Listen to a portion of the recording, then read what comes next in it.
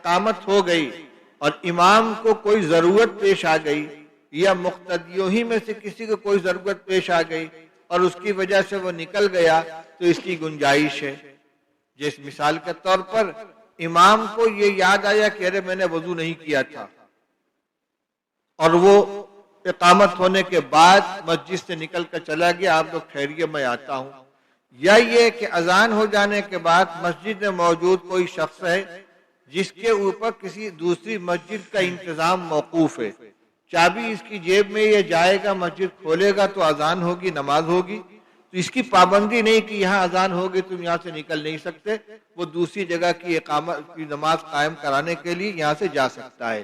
لعلت کے اندر بہت عموم ہے، کوئی ذاتی وجہ ہو کوئی شرعی وجہ ہو تو اس کی وجہ سے مسجد سے نکل سکتا ہے. چنانچہ رسول اللہ صلی اللہ علیہ وسلم کا عمل بتلا رہے ہیں. جی. وبه قال حدثنا عبد العزيز بن عبد الله قال حدثنا إبراهيم بن سعد عن صالح بن كيسان عن ابن شهاب عن أبي سلمة عن أبي هريرة رضي الله عنه أن رسول الله صلى الله عليه وسلم خرج وقد أقيمت الصلاة وعدلت الصفوف حتى إذا قام في مصلاه انتظرنا أن يكبر انصرف قال على مكانكم فمكثنا على هيئتنا حتى خرج إلينا ينتف رأسه ماء وقد اغتسل. حضور صلی اللہ علیہ وسلم مسجد میں تشریف لائے، اقامت ہو گئی، صفیں درست ہو گئی، مصلی پر کھڑے ہو گئے. اب ہم انتظار میں تھے کہ آپ اللہ اکبر کہیں گے، لیکن آپ نے تکبیر کہنے کے بجائے فرمایا علی مکانکم، تم لوگ اپنی جگہ پر رہو. ہم ٹھہرے رہے اپنی اسی حیت پر، یعنی کھڑے ہوئے نماز کے انتظار کے لیے، جیسے کھڑے تھے ویسے ہی کھڑے رہ گئے. آپ اندر تشریف لے گئے اور پھر نکل کر آئے اس حال میں کہ آپ کے سر پانی ٹپکا رہا تھا، آپ نے غسل کیا تھا. آپ کو یاد آیا کہ مجھے نہانے کی ضرورت تھی، میں نے غسل نہیں کیا ہے، تو تشریف لے گئے اور جلدی سے آپ نے غسل کیا. اسی طرح پانی ٹپک رہا تھا سر سے، آپ مسجد میں تشریف لائے. چلیے. باب اذا قال الامام مكانكم حتى يرجع انتظروه. امام کا جب امام یہ کہے کہ مکانکم، اپنی جگہ پر رہو، حتی یرجع، اپنے لوٹنے تک کے وقت لیے، تو انتظروہ، لوگوں کو چاہیے کہ اس کا انتظار کریں. وہاں نکلنے کا بیان تھا، لیکن نکلتے وقت اگر امام یہ کہہ کے جائے کہ ٹھہرے رہو تو لوگوں کو انتظار کرنا چاہیے. دونوں میں تھوڑا سا فرق ہو گیا. چلیے. وبه قال حدثنا إسحاق قال أخبرنا محمد بن يوسف قال حدثنا الأوزاعي عن الزهري عن أبي سلمة بن عبد الرحمن عن أبي هريرة رضي الله عنه أنه قال أقيمت الصلاة فسوى الناس صفوفهم فخرج رسول الله صلى الله عليه وسلم فتقدم وهو جنوب ثم یہاں قال صراحت آ گئی کہ نکلنے کی وجہ کیا تھی، آپ جنوبی تھے، آپ کو یاد نہیں تھا. جی. ثم قال على مكانكم فرجع فاغتسل ثم خرج ورأسه يقطر ماء فصلى بهم. جی. باب قول الرجل ما صلينا. آدمی کا یہ کہنا کہ ہم نے نماز نہیں پڑھی، اگر کسی کی نماز چھوٹ گئی ہے تو نماز چھوٹ جانے کو ایک تو وہاں فاتتنا کا لفظ تھا، اس کے بارے میں بتلا دیا کہ اب یہ کون تھے، محمد ابن سیرین نے کہا تھا کہ یہ مکروہ ہے. امام بخاری رحمۃ اللہ علیہ نے فرما دیا کہ مکروہ نہیں، کیونکہ رسول اللہ صلی اللہ علیہ وسلم نے یہ لفظ استعمال فرمایا ہے. اسی طرح اگر نماز نہیں پڑھی ہے تو ما صلینا کہنا کہ ہم نے نماز نہیں پڑھی ہے، اس کا استعمال جائز ہے کہ نہیں؟ روایت سے معلوم ہوتا ہے کہ نماز نہ پڑھنے کو ما صلینا کہنے کے لفظ کے صیغے سے تعبیر کیا جا سکتا ہے. چنانچہ غزوہ بنو قریظہ کے موقع پر جب نماز چھوٹ گئی تھی تو حضرت عمر رضی اللہ تعالیٰ عنہ نے بھی یہ کہا کہ حضرت غروب آفتاب تک میں نماز نہیں پڑھ سکا، تو آپ نے فرمایا ہم نے بھی نماز نہیں پڑھی ہے. جی. وبه قال حدثنا نعيم قال حدثنا شيبان عن يحيى قال سمعت أبا سلمة يقول أخبرنا جابر بن عبد الله أن النبي صلى الله عليه وسلم جاءه عمر بن الخطاب يوم الخندق فقال يا رسول الله والله ما كدت أن أصلي حتى كادت الشمس تغرب. یعنی سورج ڈوبنے کے قریب ہو گیا اور میں نماز پڑھنے کے قریب بھی نہیں پہنچ سکا، مطلب کیا ہوا کہ میری نماز چھوٹ گئی. جی. وذلك بعدما أفطر الصائم فقال النبي صلى الله عليه وسلم والله ما صليتها. یہ صراحت کے ساتھ آ گیا میں نے بھی نماز نہیں پڑھی ہے. فنزل النبي صلى الله عليه وسلم إلى بطحان وأنا معه فتوضأ ثم صلى العصر بعدما غربت الشمس ثم صلى بعدها المغرب. باب الامام تعرض له الحاجة بعد الاقامة۔ امام کو اقامت کے بعد کوئی ضرورت پیش آ جائے تو جماعت شروع کرنے میں تاخیر کر سکتا ہے یا نہیں؟ اوپر تو یہ تھا کہ ضرورت کی بنا پر مسجد سے نکل کر چلا گیا، لیکن مسجد میں رہتے ہوئے کوئی ضروری کام درمیان میں آ گیا تو اس کی وجہ سے جماعت کو مؤخر کر سکتا ہے۔ جی۔ وبه قال حدثنا ابو معمر عبد الله بن عمرو قال حدثنا عبد الوارث قال حدثنا عبد العزيز هو ابن صهيب عن انس قال اقيمت الصلاة والنبي صلى الله عليه وسلم يناجي رجلا في جانب المسجد فما قام الى الصلاة حتى نام القوم۔ حضرت انس رضی اللہ عنہ فرماتے کہ نماز کی اقامت ہو گئی اور نبی کریم صلی اللہ علیہ وسلم مسجد کے ایک جانب میں ایک شخص سے آہستہ آہستہ بات کرتے رہے اور نماز کے لیے نہیں اٹھے یہاں تک کہ لوگوں کو نیند آنے لگی۔ کوئی شخص آیا، اس نے کہا یا رسول اللہ مجھے آپ سے کچھ بات کرنی ہے، اور اگر تاخیر ہوئی تو میں بھول جاؤں گا کہ مجھے کیا بات کرنی ہے۔ آپ رقیق القلب تھے، رحیم تھے، آپ نے فرمایا کہو کیا بات ہے۔ اب جو اس نے بات شروع کی تو لمبی ہو گئی، لیکن رسول اللہ صلی اللہ علیہ وسلم ہٹے نہیں وہاں سے۔ جب اس کی بات پوری ہوگی تب آپ نے نماز شروع فرمائی۔ یہ امام نے اس کی رعایت، اب یہ جو انہوں نے کہا ہے کہ تعرض لہ الحاجت، اگر آپ اس کی گفتگو کو منظور نہ فرماتے کچھ نہیں، اقامت ہو چکی ہے، اب جو بات ہوگی نماز کے بعد ہوگی، تو آپ نے جب اجازت دی ہے اور گفتگو کا آغاز فرمایا ہے تبھی نماز مؤخر ہوئی۔ اس کی نسبت کس کی طرف کی جا رہی؟ امام کی طرف، کہ امام کو کوئی ضرورت پیش آ گئی، امام مناسب سمجھے کہ نماز کو مؤخر کر دیا جائے تو اس کو حق پہنچتا ہے۔ جی۔ باب الکلام اذا اقیمت الصلاة۔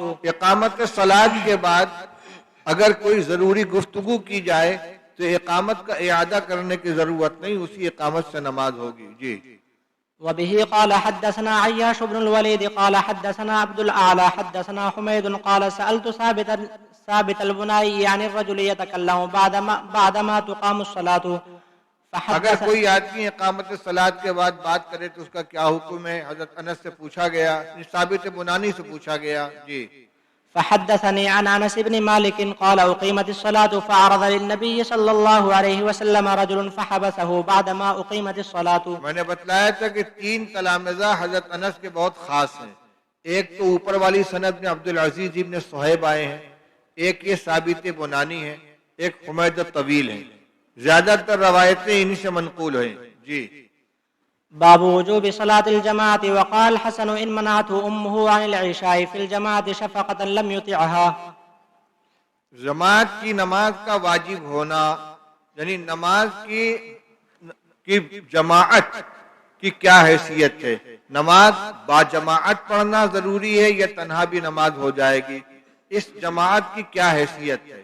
تو ظاہریہ میں سے ابن حزم تو اس کو نہ صرف یہ کہ فرض قرار دیتے ہیں بلکہ شرط صحت صلاۃ قرار دیتے ہیں۔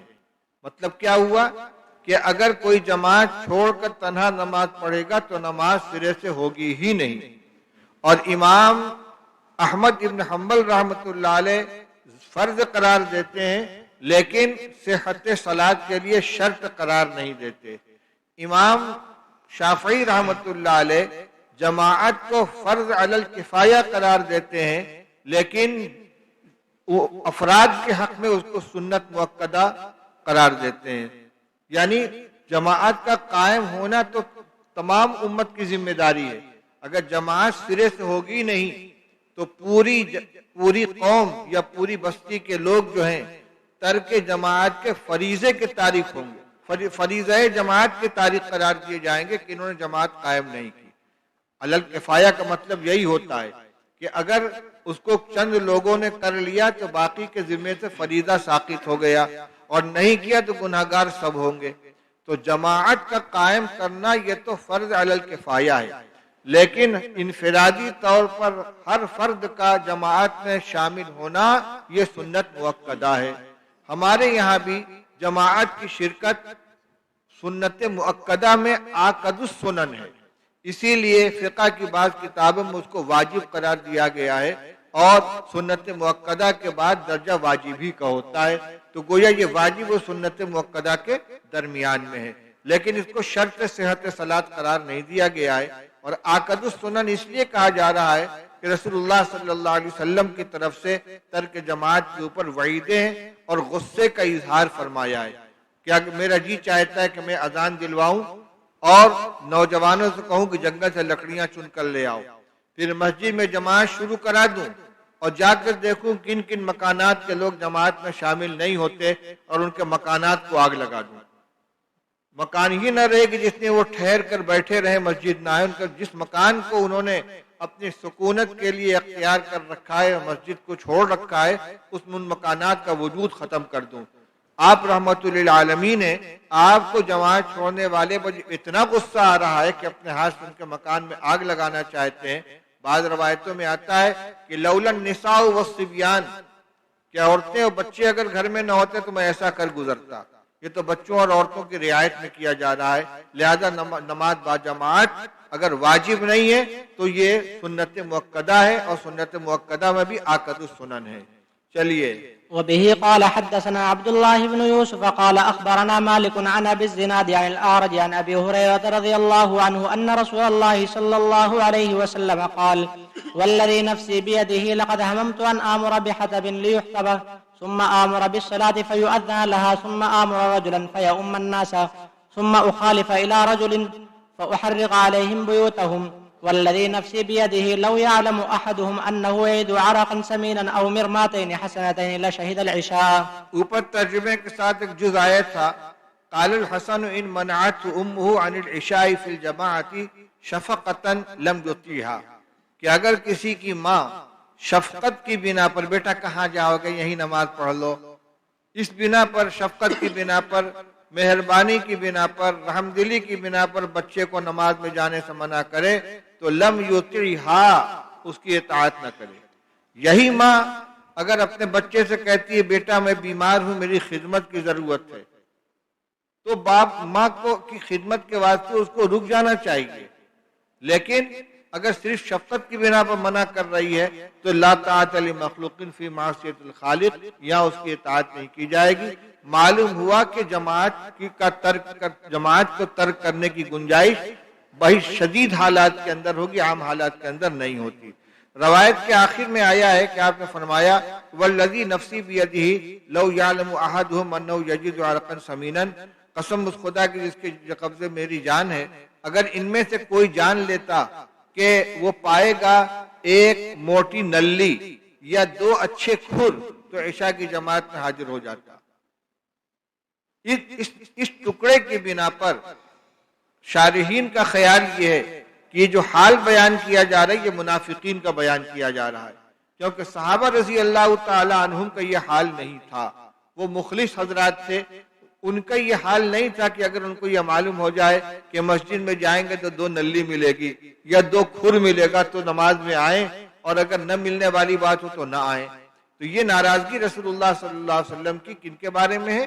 منافقین کے بارے میں، مگر یہ اس زمانے کی بات تھی۔ آج تو دیکھ لیجئے اتنے مسلمان ہیں جو اذان سننے کے بعد بھی نہ صرف یہ جماعت میں شرکت نہیں کرتے بلکہ سرے سے نماز ہی نہیں پڑھتے۔ جی۔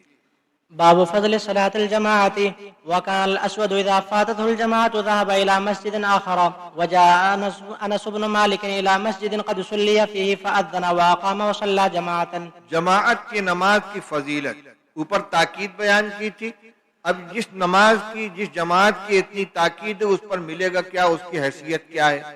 اسود جو عبداللہ ابن مسعود اور حضرت عائشہ رضی اللہ عنہما کے ارشد تلامذہ میں سے ہیں، ان کا یہ معمول تھا کہ جب ان کی جماعت چھوٹ جاتی تھی کسی مسجد میں تو دوسری مسجد کرنے چلے جایا کرتے تھے۔